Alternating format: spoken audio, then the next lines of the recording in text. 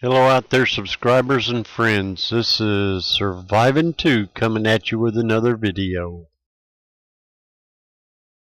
Another thing I picked up today is I got some more denatured alcohol. I ran out of that heat I was using. Now, what I do to it is I color it. And I take and use just standard old Wally Mart food coloring.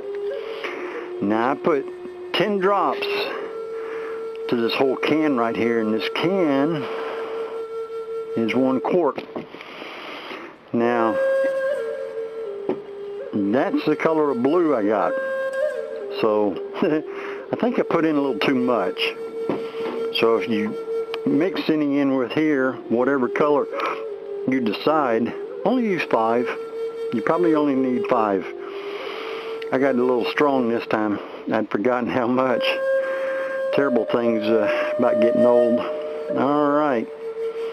And that's about all the stuff I got that's new and old that I wanted to show you there real quick.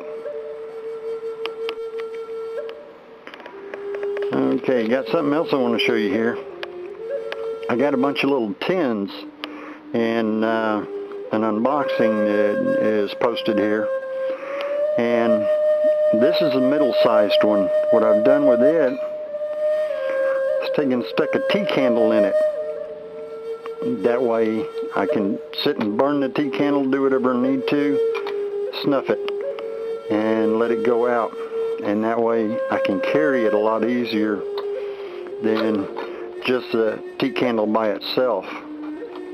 And it screws down fairly tight, so it seals up good. Now Phil 801 did a little video on a full-size tin can, and he took the center out of the roll of toilet paper, folded it up, and crammed it down into a canister. Y'all all remember my stove here.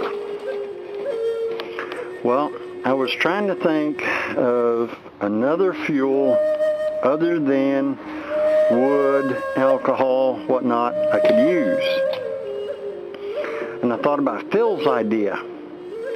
Now that would be great, because I could just take it, see the size of the can's real small, so it fits right inside of here, no problem. All I gotta do is adjust the rods to where I need the can to set at, and then I can use it to cook with. Because his cooked for, it burned for a real long time until you put the lid back on it, and it sealed it up pretty good. Now, I don't have any old paint cans, but I did have these. Handy Fuel, old Sterno cans.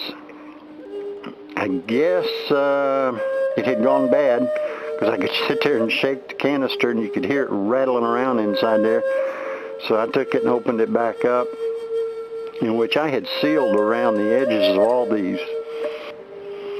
I guess I didn't get a good seal on these two, and they dried up on me. So I ended up having to dump all that out. But what I've done is I've taken Phil's idea and I've opened up, let me see what I'm doing here. Oh, my tools. There we go. Alright. I've taken Phil's idea, and with the tin, you ever tried doing stuff with one hand in the camera? Isn't that fun, you guys? Alright. He had a whole roll of toilet paper. Well, you can't. I lost the camera battery. Had to go get some others. But have you ever tried putting a whole roll of toilet paper in one of these? There's no way. So what I did is I got a roll that was down pretty low, maybe about halfway. And I took it, and I took the cardboard out of the center of it like he showed to do, and I stuffed it down in there after cutting it about in half. It takes, for 2 of these little canisters, 1 roll will almost fit in there, but there's about maybe that much of the roll you can't cram in here. So I ended up having to cut a section of it off, and I must have put it in this one, because this one, the volume's not that much.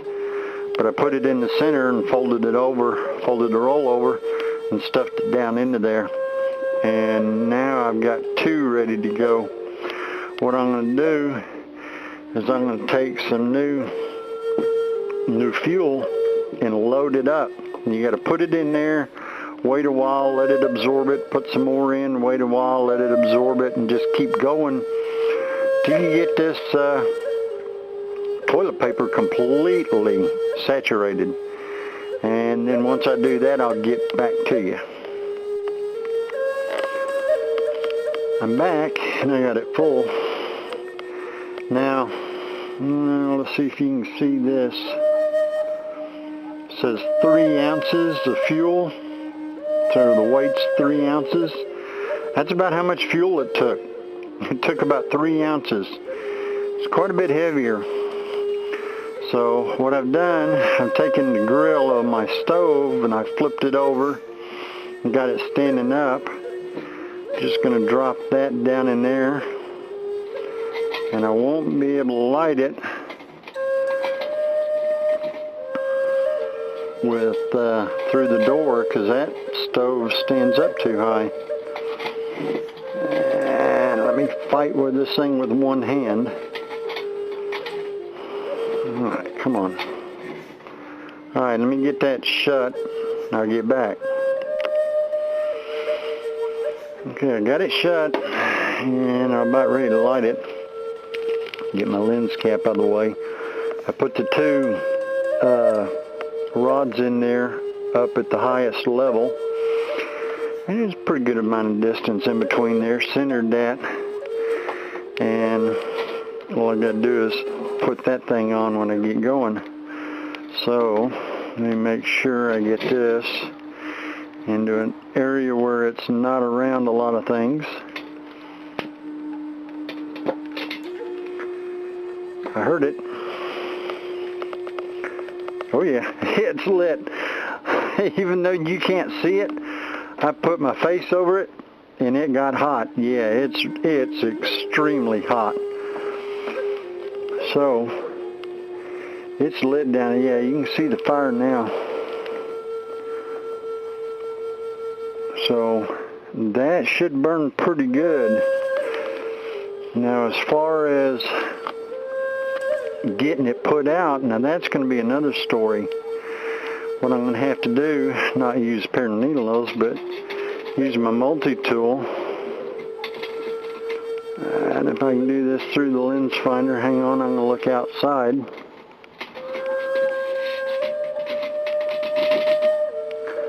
I'll just take that one out. I'm still in the viewfinder. Take that one out and drop it on the floor. And take my cap. Let's see if I can get my cap to go over it. Yep, it went over it. And that should have cut off all the air to it. Yep, it did, otherwise I wouldn't be able to hold my hand over it right. Alright, so that worked out pretty good. That's going to be pretty neat. I'm not real thrilled about having to put that cap over it like that, but once I get it going, I might just, I don't know, I'll have to figure something out, think about this a little more. Just figured something out on this thing, on how to put it out. And I went ahead and put the bars back in there. And I got the canister back in there. Let's light it up again. And as you can see, yep, it's going. Alright, so it's going. Now, I don't know how hot this is going to get later on, but I wouldn't think it'd get too hot down low here. So what I might be able to do is just take and open that door, or hell, just naturally this is a lot easier if you're not looking through a viewfinder. Now to heck with it. And grab the lid, and as you see, the lid just fits over it. Just fits right in there and drops right in place.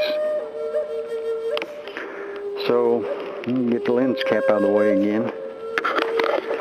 So, it's out. I don't want to hit the sides, but as you can see, I can hold my hand over it now, so it's completely snuffed. It took all the oxygen away from it. So I figured out my dilemma on how to get it out with that down in there. I could even have the grill, get it turned right, I could even have the grill over the top of it and still be able to slide it in here. And if nothing else, to get it open, I could take my needle nose on my utility tool, my multi-tool, and pop this thing open and have access to it and be able to pop that lid in there and put the fire out. So that works pretty good, and that was really hot, and I didn't even let it get going real good. So that ought to cook something up real good. All right, take care. I want to thank you for watching this video, and I hope you enjoyed it. If you want to see more in the future that I put out, just subscribe. Until then, later.